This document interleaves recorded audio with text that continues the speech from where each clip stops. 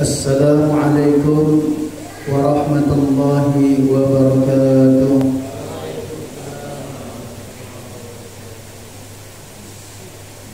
Bismillah walhamdulillah wassalatu wassalamu ala rasulillah. Bismillah ma sya'allahu kana ma lam yasha' wa lam yakun. Bismillahilladzi la yadurru ma'asmihi syai'un bil ardi wala fis sama' wa huwas samii'ul 'aliim. Subhanal malikil quddus subbuhun quddusur rabbuna wa rabbul malaikati war ruh. Subhanaka la 'ilma lana illa ma 'allamtana innaka antal azizul hakim. Faslun fi kayfiyatis shalah muta'alliqa biwajib. Faqad qala Allah Ta'ala a'udzu billahi minasy syaithanir rajim. Wasta'inu bis-sabri was-shalah wa innaha lakabiratun illa 'alal khashi'in. Faqad qala habibuna sallallahu alaihi wasallam man ahana alaihi salah kanat indallahi al-ahwan. Wa fi mukhtalifil ma'na man 'azama alaihi salah kanat indallahi al-a'zam. Faqad qala habibuna sallallahu alaihi wasallam man shalla lillahi 40 yawman yudrikat takbiratul ula kutiba lahu bara'atani, bara'atun minan nar wa bara'atun minan nifaq. Atau kama qala alaihi salatu wassalam. Hadirin yang dimuliakan Allah Subhanahu wa taala, sekarang kita masuk di dalam pembahasan tentang salat. Maka sebelum kita membahas tentang keadaan salatnya orang sakit, terlebih dahulu kita mau mengkaji lebih dalam lagi tentang ibadah salat. Ibadah yang dikhususkan oleh Allah, baik dari segi perintahnya maupun juga pengajarannya Allah kepada Rasulullah. Karena untuk perintah-perintah yang lain disampaikan melalui Jibril alaihi salatu wassalam, tetapi untuk salat Rasulullah dimi'rajkan untuk diajar langsung oleh Allah Subhanahu wa taala tentang kaifiyat salat. Dan salat ini sendiri adalah mengumpulkan amal-amal dari segala kebaikan yang dilakukan oleh para malaikat, berkumpul di dalam salatnya umatnya Rasulullah. Kalau di dalam salat kita qiyam, i'tidal, berdiri, maka malaikat ada yang diciptakan sejak dia diciptakan sampai hari kiamat kerjanya berdiri terus, tidak boleh ruku. Yang diciptakan ruku terus, tidak boleh berdiri, tidak boleh sujud. Sehingga ketika diajarkan kepada Rasulullah kaifiyat salat, maka Masya Allah para malaikat pun juga merasa cemburu kepada umatnya Rasulullah. Hebat sekali mereka, kumpulan kebaikan amal-amal malaikat disatukan di dalam salat. Sehingga kalau amal-amal yang lain yang kita lakukan, semisal puasa, kita bisa laksanakan puasa dalam keadaan kita sedang berdagang, sedang melakukan aktivitas yang lain. Kalau kita melaksanakan perintah Allah dalam puasa, dalam zakat, kita bisa sambil berdagang, kita bisa sambil melakukan aktivitas yang lain. Begitupun juga dalam haji. Tapi dalam salat, maka tidak boleh ada aktivitas yang lain selain yang telah diajarkan di dalam salat. Tidak ada orang sambil salat dia berdagang. Tidak ada orang sambil sholat dia buat persoalan-persoalan yang lain. Sehingga Masya Allah, ketika seseorang bisa menunaikan hak-hak Allah di dalam sholat, maka inilah yang sebenarnya dijadikan sebagai indikator, alat ukur kemuliaan seseorang di sisi Allah. Dijelaskan oleh Rasul, man ahana alaihi salah kanat indallahil ahwan. Tingkat kemuliaan seseorang di sisi Allah itu tergantung sikapnya dengan sholat. Maka barang siapa yang menganggap sholat itu remeh, bisa diatur-atur, bisa diacak-aduk, bisa dibuat seperti ini seperti itu, atau menganggap sholat itu sebagai beban, man ahana alaihi salah, barang siapa yang menganggap sholat itu remeh, sholat itu hina, maka jadilah dia seketika itu jadi orang yang remeh di pandangan Allah. Allah akan hinakan dia. Man azama alaihi salat, maka barang siapa yang memuliakan salat, salat ini penting. Maka untuk menjadi orang penting tidak mesti kita harus kaya dulu. Untuk menjadi orang penting tidak mesti kita harus jadi pejabat dulu. Hadirkan saja rasa mengagumkan tentang salat dalam diri kita. Salat ini penting. Maka seketika itu jadilah kita orang penting di sisi Allah Subhanahu wa ta'ala. Maka memahami daripada ayat Al-Quran, wasta'inu bis sabri was salat, carilah pertolongan Allah. Mau cari pertolongan kepada siapa kita? Yang maha kaya adalah Allah, yang maha kuat adalah Allah, yang maha segala-galanya adalah Allah. Wasta'inu, dan carilah oleh kalian semua bis sabr, dengan melalui kesabaran. Ayat ini terkadang dipahami keliru. Dikatakan sabar itu seperti apa ya? Pendiam, memekok. Sabar itu tidak tidak reaktif. Ini dibilang ini sabar, ini istri saya sabar, ini suami saya sabar, ini anak saya sabar. Belum tentu. Yang dimaksudkan di sini ayat ini, wasta'inu bis sabr, carilah pertolongan Allah dengan sabar. Wassalam, ini ada waw ataf. Maksudnya orang sabar itu adalah orang yang menjalankan salat dengan tertib. Tidak dikatakan sabar dia kalau tidak menjaga salatnya. Tidak dikatakan sabar dia kalau dia tidak mentertibkan dirinya di dalam salat. Jadi kaitan dengan huruf atofiyah yang ada dari ayat ini menunjukkan bahwasanya satu kesatuan yang namanya orang sabar itu adalah dia bisa mengatur segala urusannya dengan manajemen sholat.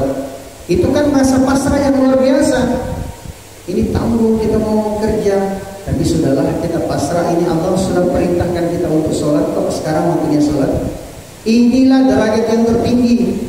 Merasa tidak berdaya, kenapa Allah sudah minta dia untuk menangguhkan daripada aktivitasnya. Maka kita laksanakan salat ini dengan sabar, dengan melaksanakannya dengan ditertib, tertib, dengan 3 tertib melaksanakan salat. Tertib melaksanakan salat yang pertama ini adalah melaksanakan salat di awal waktu. Innas salata kanat 'alal mu'minina kitaban mawquta. Awqat, dari kata awqat.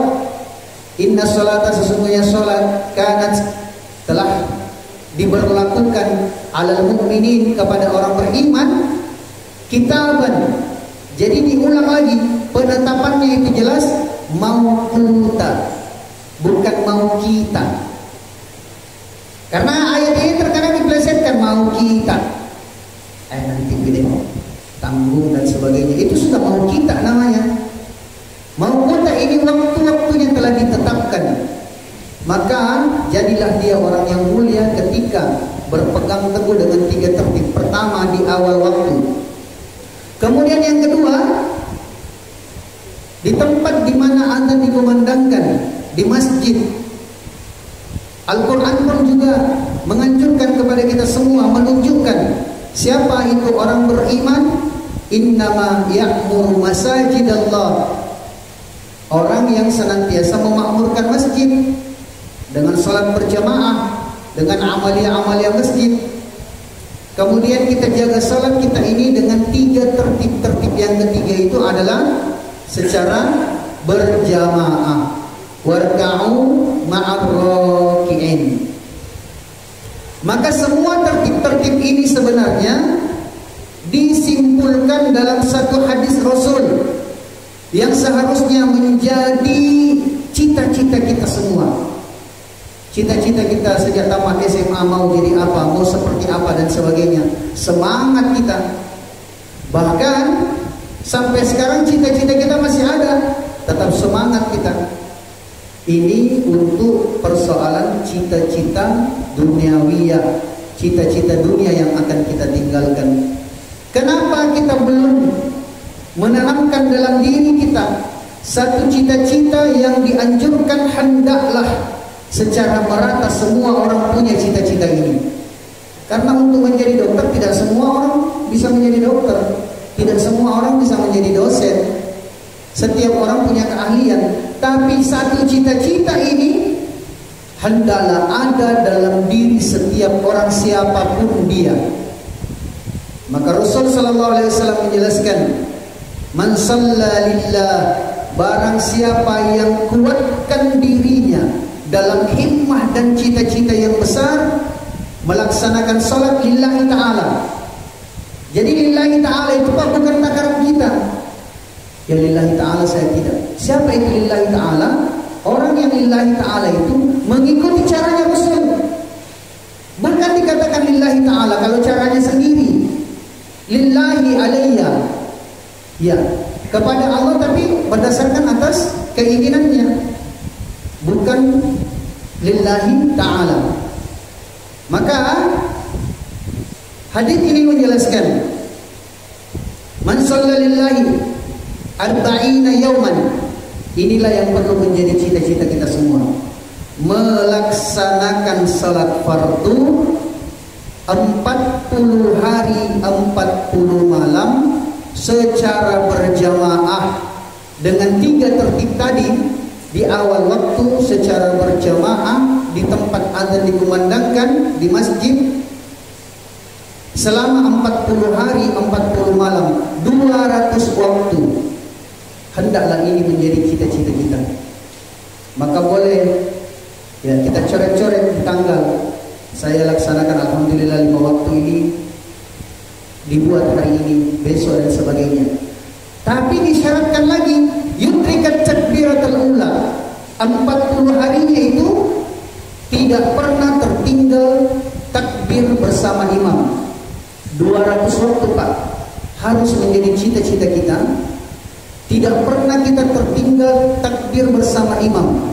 Artinya kalau 199 sudah 199, tapi ternyata tertinggal takbiratul ula, to be zero, kembali nol lagi. Harus hitung lagi dari awal. Kita kejar itu, kita usahakan itu. Bagaimana kita bisa mendapatkannya? Sekarang boleh dihitung-hitung Pak. Dalam 40 hari 40 malam, sudahkah pernah kita dapatkan sholat 200 waktu tidak pernah tertinggal takbiratul ula?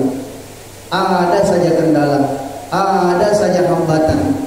Jangankan kita, imam-imam masjid saja ada saja.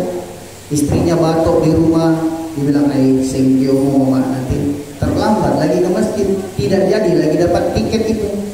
Kenapa? Orang yang dapatkan, yang sudah punya ijazah, jadi ijazah ini ada dari sisi Allah. Orang yang sudah dapatkan ijazah 40 hari 40 malam 200 waktu sholat tidak pernah tertinggal dia, maka Masya Allah, kutiba lahu, akan diberikan kepada orang tersebut tiket sertifikat baro'atani, yang akan menjadikan orang itu tiketnya ini tiket yang membebaskannya. Baro'atun minan nar. Tiket pertama itu nanti di akhirat Pak, orang boleh pamer. Di dunia kita tak boleh pamer, tapi di akhirat tiket 40 hari 40 malam 200 waktu sholat berjamaah tercatat di situ, dibebaskan dari api neraka. Boleh sambil dikipas-kipas, diperlihatkan sama orang yang lain, diperlihatkan orang yang sedang antri dia ini untuk diperhitungkan catatan amalnya. Yang pertama, dijamin oleh Allah dibebaskan dari api neraka. Maka jadikan ini menjadi himmah, menjadi cita-cita kita, kesungguhan kita. Dan boleh kita coret-coret, kita ukur-ukur. Insya Allah Pak, sepanjang-panjang tahun ada saja jalan bagi iblis, syaitan dan jin untuk kemudian merecoki kita, menghalangi kita tidak dapatkan itu. Ada saja. Makanya untuk maksud itulah terkadang kami, Pak Mawardi, Pak Dr. Ikram, teman-teman yang lain, kalau keluar 40 hari Pak untuk dapat itu, supaya tidak pernah kita tinggal takbiratul ula, tercatat nama kita dan punya tiket. Jadi biar jangan kita bilang itu orang keluar 40 hari kerjanya jemaah tabligh, bukan, kerja orang yang mau dapat tiket. Yang kedua, wa bara'atun minan nifaq. Ada satu penyakit yang tidak bisa diobati secara medis. Penyakit itu pun tidak bisa dengan ruqyah, ya, dengan tanaman apa dan sebagainya, dengan berbagai cara.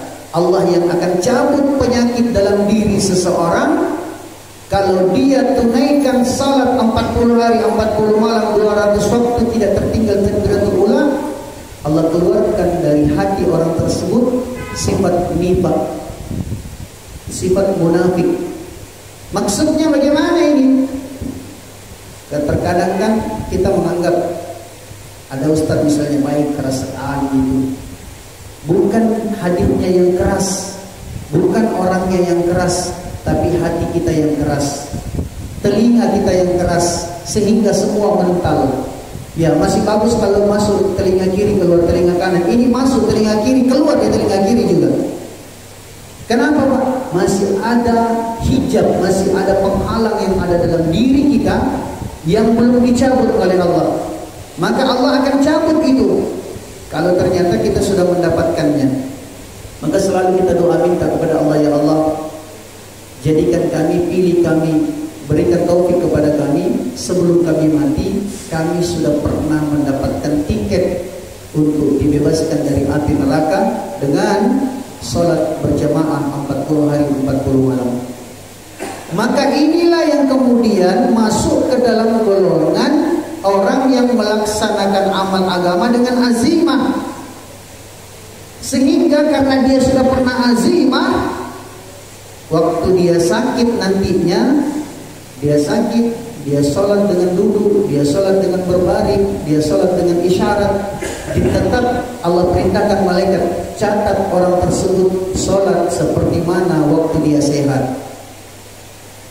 Jadi uzur yang dimaksudkan di sini adalah hadiah dari Allah.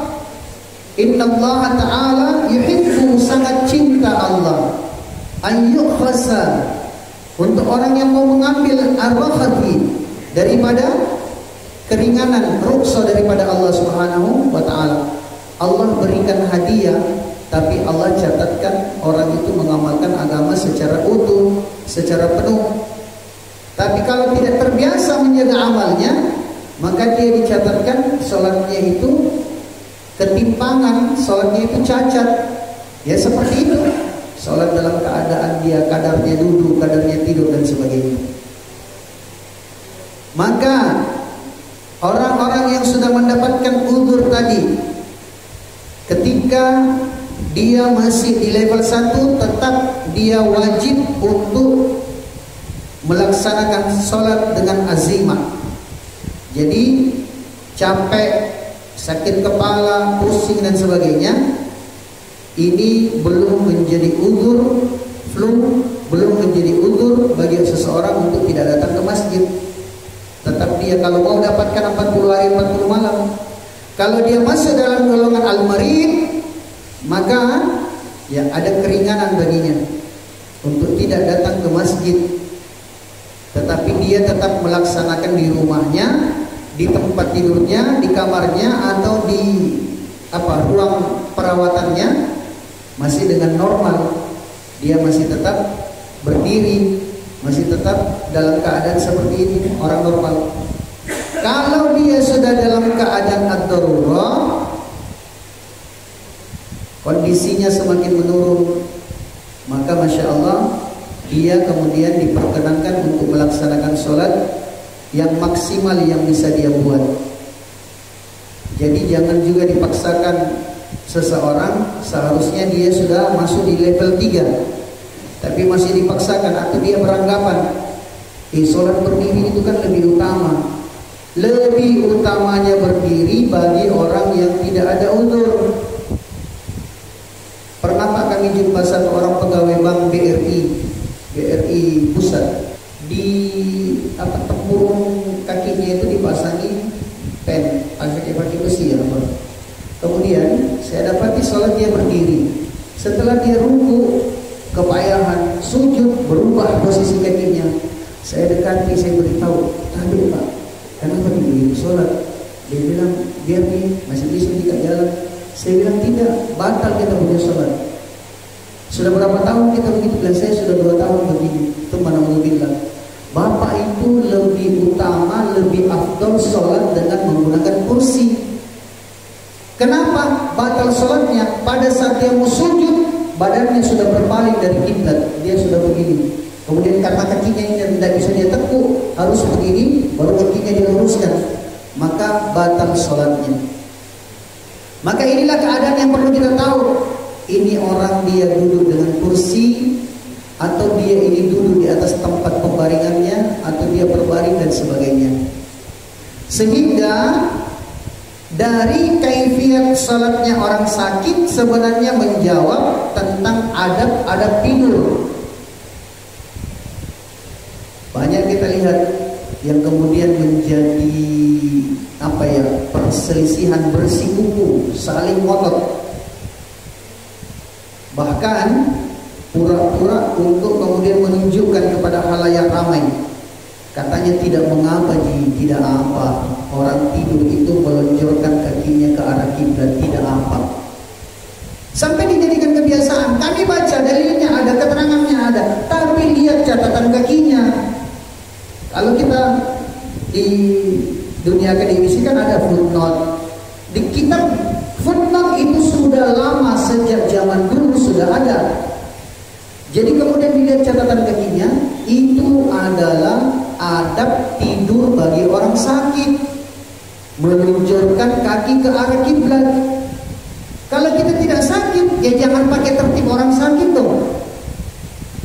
Seseorang dilunjurkan kakinya ke kiblat ketika dia sakit dan dalam keadaan dia mau sholat, sehingga diarahkan ke kiblat. Bagaimana keadaannya dikondisikan. Apakah dia masih bisa dengan posisi duduk di atas pembaringannya, ataukah dimiringkan, ataukah kemudian dia ini dibaringkan. Dilihat kondisinya. Intinya pada saat dia takbir, maka dia bisa tetap saja mengangkat tangannya. Kalau tidak, ya dengan isyarat matanya. Yang dimuliakan Allah Subhanahu wa taala, ini sebenarnya arah untuk menjawab tentang kaifiat tidur juga. Sehingga khurujum minal khilaf, keluar daripada persoalan yang diperselisihkan dalam hadis, itu jauh lebih maslahat. Maka yang tidak dipertentangkan itu adalah bagi orang sehat, tidurnya itu sebaiknya, ini yang terbaik yang pertama, sebaiknya itu ketika kepalanya di sisi sebelah utara, lambungnya di sisi dia tindih, kemudian menghadap ke kiblat seperti orang mati. Ada fadilahnya, ada keutamaan tersendiri. Ya, untuk orang yang sering kena asam lambung atau penyakit khusus, kalau kita tidur miring, lambung sebelah kanan itu di bawah tertindih, maka insya Allah ya lambat laun akan teratasi. Atau posisi kepala kita itu di sisi barat. Dua posisi ini tidak dipertentangkan, di utara kepalanya dengan di barat kepalanya. Kalau yang lain, ada keterangan-keterangan yang lain yang bahkan sudah membantah, lebih-lebih kalau diperselisihkan. Maka Masya Allah, orang yang sakit tadi, kalau dia masih dalam kondisi al-marid, dia masih bisa jelas bagaimana bacaannya, masih bisa jelas juga dia tentang kesuciannya, maka dia tidak perlu mengqadha. Sudah keadaan sholatnya dia begitu, dia tak perlu mengganti sholatnya lagi nanti kalau dia sehat. Lain halnya kalau orang yang dia itu sudah masyaqqah, sudah tidak bisa ngapa-ngapain, tinggal diperingatkan saja, tidak bisa istinja, tidak bisa tayamum, tidak bisa wudu, maka diingatkan, dibujuk, dirayu dia untuk melaksanakan sholat. Saking pentingnya sholat ini, hukum tentang sholat itu mengikat selagi nafas masih ada. Selagi nafas masih ada, seseorang tetap wajib baginya untuk sholat. Tidak ada keringanan untuk meninggalkan sholat. Tidak sama dengan puasa. Kalau tidak kuat ya boleh ditinggalkan. Zakat tidak mampu ya boleh ditinggalkan. Haji juga seperti itu. Tapi sholat tidak ada alasan. Selagi masih ada nafas, maka wajib bagi orang tersebut untuk melaksanakan sholat. Kemudian orang yang dia itu sakit, dan sakitnya dia itu tidak diperkenankan untuk terlalu banyak aktivitas, terlalu banyak goyang, atau boleh jadi kerap kali dia kambuh, maka orang yang sakit seperti ini boleh menjamak sholatnya. Apakah dia jamak takhir atau dia jamak taqdim? Akan lebih bagus dia kalau jamak taqdim. Kita jaga-jaga dilihat, oh ini dia masih, alhamdulillah, ya dia masih sadar, belum istirahat, belum tidur, maka diingatkan. Tapi sudah masuk ke sholat zuhur, kita jamak di sholat, langsung dia jamak supaya dia punya cukup waktu untuk istirahat. Tapi tidak boleh dia qasar. Dia boleh menjamak, tetapi tidak boleh mengqasar. Zuhur dengan asar ataupun maghrib dengan isya. Kalau dia sedang tertidur istirahat, maka kita lihat, Masya Allah, jangan diganggu dulu. Apakah nanti kita mau ingatkan dia untuk sholat jamak takhir setelah dia bangun nanti. Begitupun juga setelah waktu sholat isya. Maka yang dimuliakan Allah Subhanahu Wa Taala, sebenarnya sederhana saja untuk sholat. Intinya setiap orang yang masih bernafas tetap wajib baginya untuk sholat. Adapun kaifiatnya sesuai dengan keadaannya masing-masing. Wallahu a'lam bishawab. Boleh Pak, yang ada mau ditanyakan silakan. Waalaikumsalam. Pertanyaan pertama ini mengenai sholat orang sakit. Nah, hari-hari kan kita datang pasien, biasanya seperti tadi Pak Ustaz sampaikan, kalau yang sholat di masjid tapi menggunakan kursi. Nah, bagaimana posisinya mereka di dalam saf ini? Apakah bisa bergabung atau dia di ujung? Nah, itu yang pertama. Kemudian yang kedua, biasakan pasien kita ini Pak Ustaz kita pasang kateter. Nah, kateternya ini kan tidak mengganggu dia untuk melaksanakan sholat. Nah, bagaimana dengan hukumnya ini, najisnya maksud saya? Karena dia memakai kateter ini, Pak Ustaz, kalau kateter itu biasanya kita ikat dengan kateternya dan urinnya ada di situ pentingnya maksud saya. Nah, bagaimana hukumnya itu dalam sholat, hukum urinnya juga bagaimana? Mungkin ini juga pertanyaan mengenai kalau musafir di Ustaz, kita sering musafir ini pada hari Jumat, bagaimana hukumnya? Kan biasanya kalau katanya kalau musafir ini kita diringankan, kita bisa mengkasar ini asar dan zuhur. Tapi kalau kita melaksanakan sholat Jumat, kan menurut yang saya ketahui itu kita tidak boleh menggabung itu Jumat kemudian kita lanjutkan dengan sholat asar di kasar. Maksud saya Jumat sama ini dua sholat yang berbeda. Kemudian saya juga pernah mendengar ceramah itu kalau kita meninggalkan kota tempat kita, misalnya kita dari Palopo mau ke Makassar, tapi kita sholat subuhnya di Palopo, kita itu wajib sholat Jumat di jalan, tidak berlaku musafirnya. Ini saya pernah dengar kalau tidak salah Ustaz. Kemudian, tapi kalau kita habis sholat subuhnya di jalan, itu bisa kita tidak melakukan sholat Jumat, tetapi bisa kita pasar itu zuhur dan asar. Saya kira begitu Ustaz. Terima kasih. Iya, insyaallah. Orang yang sakit, orang yang udur, yang ada di kampung kita, jemaah tetap dan sebagainya, dia sudah punya kursi tersendiri. Akan lebih baik kalau dia mengambil posisi ya paling pojok, paling pinggir. Akan lebih baik seperti itu. Tapi kalaupun ternyata dia berada di tengah, tidak memutuskan shaf, sekiranya salat dibuat satu shaf itu bisa muat 20 orang. Ternyata ketika imam sudah berdiri cuma 10 orang saja yang hadir, maka sebenarnya dia sudah di posisi yang paling pinggir. Tapi datang orang berikutnya, dia berada di sampingnya, tidak dikatakan memutuskan shaf, tetap dia menyambung shaf.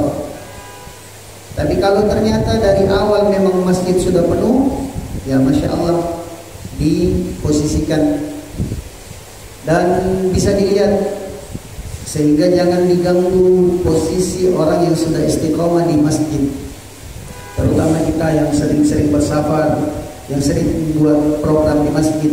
Ada orang yang istiqomah, dia dari dulu sudah tahunan dia di situ terus, bahkan dia akrab di situ sampai garis keramik itu dia tahu itu tempatnya.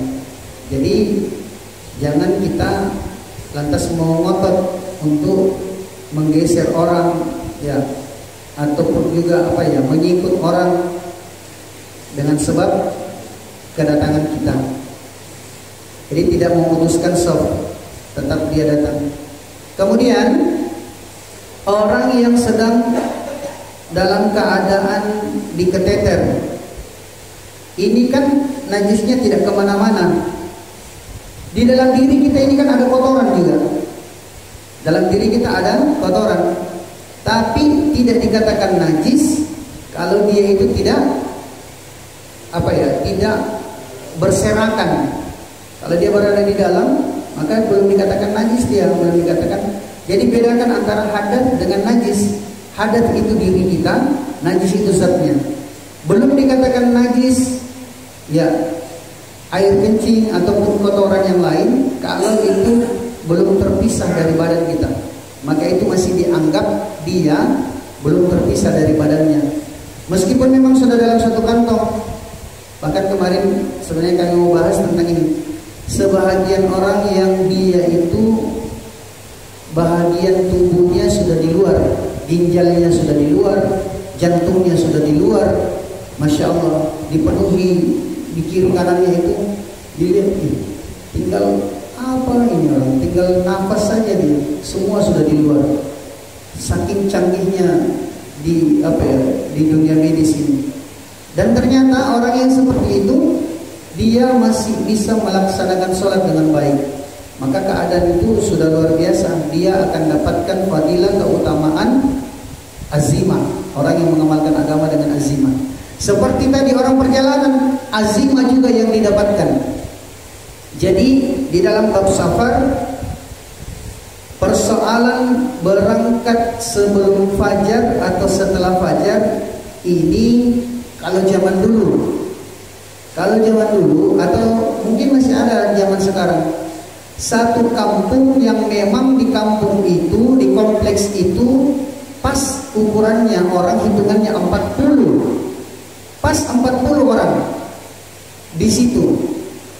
Yang mana kalau ada satu orang yang absen, tidak akan didirikan sholat Jumat. Maka itulah yang sebenarnya yang dimaksudkan.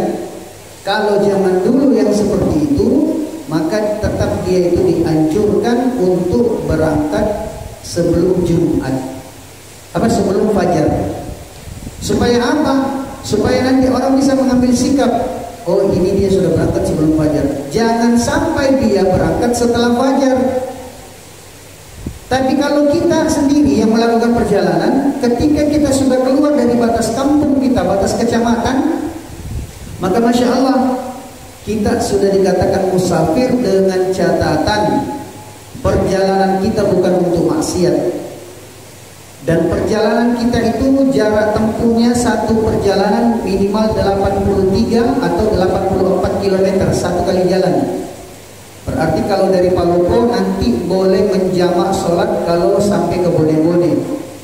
Mas Amba tidak boleh menjamak sholat. Banyak keluarga dari Mas Amba datang belanja di Palopo, dia menjamak sholatnya, alhamdulillah, ya, tidak sampai 2 marhalah. Intinya 83 atau 84 km baru boleh menjamak sholat. Maka itulah yang dikatakan musafir. Tidak dikatakan musafir orang kalau dia tidak dalam perjalanan itu. Beda musafir, beda safar. Karena dia seorang ini mencampur adukan. Kita dari sini ke rumah kita saja, dari Balandai ke Salungkulo, kalau saya sedang berjalan, saya sedang safar. Tapi saya bukan musafir. Kenapa? Ada namanya muqimin, mustawtinin, musafirin. Ini yang harus ditahu. Kalau dia mustawtinin, kedudukan dia ini mengesahkan sholat Jumat dan dia sah sholat Jumatnya. Artinya dia masuk dalam hitungan. Tapi kalau dia ini muqimin, lebih-lebih kalau musafirin, dia tidak mengesahkan sholat Jumat. Misalnya satu kampung orang kumpul 35, ada musafir datang 7 orang, dilihat lebih mikir 40, kita sholat Jumat. Tetap tidak boleh sholat Jumat menurut pendapat Imam Syafi'i. Kenapa? Karena dia itu tidak mengesahkan sholat Jumat, tapi tetap sah sholat Jumatnya. Tetap sah sholat Jumatnya. Maka kalau kita safar, kita boleh menentukan apakah kita mau ikut dalam jemaah sholat Jumat, setelah itu kita menjamak, ataukah kita tidak ikut dengan jemaah sholat Jumat, nanti kita sholat zuhur. Yang namanya musafir dengan muqimin ini, dia tidak mengesahkan sholat Jumat, tapi sah sholat Jumatnya. Dia hadir sholat Jumat, sah sholat Jumatnya. Kemudian dia mundur ke belakang untuk menjamak dengan salat asar, maka boleh. Kenapa? Karena dia katakan sah salat Jumatnya, tapi dia tidak mengesahkan. Maka setelah itu dia langsung sambung dengan salat berikutnya, dengan catatan harus mualah, sambil menyambung antara salat satu dengan salat berikutnya. Sehingga itulah yang dikatakan tidak perlu ada wirid. Kenapa? Karena kalau ada jeda antara satu sholat dengan sholat berikutnya, yang mana jedanya itu seukuran 2 rakaat sholat yang pendek, maka hilang baginya menjamak. Tidak boleh menjamak dia kalau masih duduk-duduk dan sebagainya. Kemudian disunnahkan mengumandangkan iqamah untuk sholat berikutnya. Maka dia berdiri, kemudian dia kumandangkan iqamah. Jadi kita tinggal memilih saja. Kalau kita sedang musafir, apakah kita mau ikut dalam sholat jemaah sholat Jumat, nanti itu sudah sama hukumnya dengan kita menjamak atau mengqashar dengan sholat asar. Inti dari menjamak itu adalah niat di awal sholat. Jadi inti menjamak sholat zuhur dengan asar di waktu zuhur, baik itu jamak takhir maupun jamak taqdim. Begitu juga maghrib dengan isya, intinya itu di maghrib, baik itu jamak takhir maupun jamak taqdim. Kalau dia jamak taqdim, maka dia niatnya di satu saja, di salat zuhurnya saja. Saya niat salat zuhur jamak taqdim, tidak usah dijelaskan ilal asar. Saya niat salat zuhur jamak taqdim. Kalau qashar ditambah lagi qashar, imam atau makmum, pakai bahasa Indonesia saja. Karena Allahu Akbar.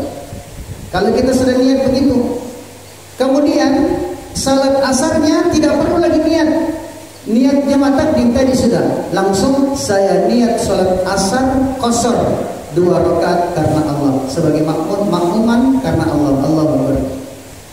Tapi kalau jamaah takhir lebih gampang niatnya. Cuma ada konsekuensi yang harus kita tanggung. Kenapa? Karena diingatkan niat menjamak salat itu di awal waktu, di salat pertama. Maka kalau sudah masuk waktu salat Jumat misalnya, sudah masuk waktu salat zuhur, kita masih setir mobil, maka kita musyawarah beritahu, ini bagaimana kita mau salat sekarang atau salat nanti? Dia bilang, tanggung, tinggal berapa kilo insya Allah nanti. Karena kita kan di Makassar 3 hari bahkan 5 hari nanti, supaya nanti selesai kita salat langsung istirahat. Jadi jamak takhir. Maka dia waktu mau jamak takhir itu niatnya di waktu azan salat zuhur. Ya, kita niat salat jamak takhir ya sudah selesai jalan terus. Artinya orang ini sudah menentukan bahwasanya dia akan niat jamak takhir. Kalau dia tidak niat di situ, ini dikatakan sengaja meninggalkan salat dan riskan. Riskannya seperti apa? Kita tidak tahu keadaannya kalau dia dapat bala bencana musibah dalam perjalanan. Tapi kalau dia sudah niat tadi, Masya Allah, sekiranya dia dapat kecelakaan, aksiden atau apa, tapi dia sudah niat tadi jamaah takhir, maka dicatat baginya ini mati dalam keadaan menunaikan salat. Wallahu a'lam bishawab. Bagaimana sholat subuh untuk musafir dari Palopo ke Makassar yang mengendarai bus, karena bus selama ini tidak mampir jika waktu subuh tiba? Apakah sah sholat subuh yang dilakukan sedangkan pakaian kita terasa menggerakkan? Ya, jadi tetap saja ada usaha kita. Usaha yang pertama adalah mengingatkan kepada pemilik bus atau mengingatkan kepada sopir. Tapi bisa disingkat sholat? Tidak bisa apa? Karena kita ini juga dalam keadaan kondisi seperti itu. Jadi ada 2 yang boleh kita pegangi. Di dalam agama diingatkan lagi ada garis takwa, ada garis fatwa. Kalau orang pegang garis takwa, tapi kalau tidak mau kita kasih singgah sholat, kasih turun bukan di sini. Ini orang Jos namanya, orang takwa dia. Kenapa? Dia hitung-hitungan, biar saya rugi biaya taksi nanti nyambung, yang penting saya turun sholat. Ini garis takwa. Tapi jangan disalahkan juga orang yang pakai garis fatwa. Bagaimana dia? Tanggung juga. Tapi mobil tidak mau. Seperti apa ini? Sementara jangankan untuk ke masjid, wudu saja tidak, pakaian seperti ini, maka ini salatnya dia dihormatil waktin. Duduk saja kita tidak perlu berwudu biar dalam keadaan pakaian bernajis. Maka kita, karena tadi kita sudah sampaikan, busnya tidak mau apa, ya sudah, kita garis fatwanya, kita sholat dalam keadaan seperti ini. Selesai kita sholat, ini namanya sholatnya dihormatil waktin. Selesai kita sholat, tiba di sana jam 8, ya sudah, tidak ada aktivitas pertama yang kita lakukan kecuali berbersih, bersiap-siap, langsung kita sholat subuh, dan tidak dianggap meninggalkan sholat. Itu kami tunjukkan Pak, waktu kami kembali dari Islamabad. Masya Allah, luar biasa. Saya lihat juga kasihan teman-teman yang lain, ada yang awam apa segala. Kita rombongan dari kampus, semua tenang-tenang saja, cuma berikan isyarat satu sama lain. Dihormatil waktin, salat apa adanya. Ada teman yang lain ini Masya Allah, dia bela-belain masuk ke dalam di ruang toilet pesawat, wudhu di situ. Pokoknya merembes kemana-mana airnya. Dia paksakan, itu pun wudhunya harus sempurna. Bukan cuma itu, dia gelar sajadah lagi buat jemaah salat. Allahu Akbar. Mana yang lebih utama? Padahal lebih utama tadi itu adalah orang yang dia salatnya dihormati waktu. Kemudian tiba di Jakarta kita jam 8, turun dari pesawat, habis selesai mengatur largas dan sebagainya, mencari musola terdekat, baru kita istinja, berbersih apa, baru sholat subuh. Dengan catatan tadi waktu sholat subuh kita sudah sholat apa adanya dengan keadaan kita. Kemudian setelah itu kita mengganti dengan segera sholat yang kita tunaikan tadi. Wallahu a'lam bishawab. Iya, masih ada yang lain? Masih ada kan? Sudah, kita sambung nih. Iya, sambungan di belakang ini.